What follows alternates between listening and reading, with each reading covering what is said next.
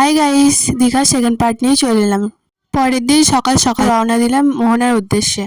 তো মোহনায় এসে আমরা ঠিক করলাম সূর্যোদয় দেখবো, কিন্তু আমাদের এতটাই ব্যাড লাক, মেঘলা ওয়েদারের কারণে আমরা সূর্যোদয় দেখতে পাইনি, এমনকি দীঘাতেও দেখতে পাইনি। কোনোদিন ছিলাম যে তারপর মোহনায় এসে বলছিল নাকি 3টে নদী এসে মিলিত হয়েছে। 3টে নদী কী কী আমাকে একটু কমেন্টে জানাও। দেন বিকেলবেলা একটু বেরিয়েছিলাম সমুদ্রের ধারে হাওয়া খেতে, তা করতে করতে সন্ধ্যা হয়ে গেল। সন্ধ্যাবেলায় এই গাড়িগুলো চড়ছিল দেখে আমার পাড়া তো ভাই বোনেরা এই গাড়িতে চেপে পড়েছিল। আর পার হেড 80 টাকা করে, তোমরা এলে ঠিকই দেখতে পাবে। তারপর উড়িষ্যা সাইডে এই মন্দিরটাই চলে গেছিলাম। উড়িষ্যা সাইডে এই মন্দিরটা নাকি খুবই জাগ্রত, আর মন্দিরটা সত্যি খুবই লোকজনে ভর্তি ছিল।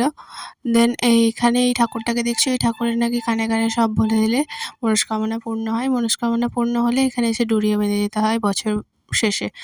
তো এইভাবেই কেটেছিল দীঘাতে আমাদের নেক্সট দিনটা। তো পরের দিন সকালে উঠে আমরা বাড়ি থেকে রওনা দিলাম।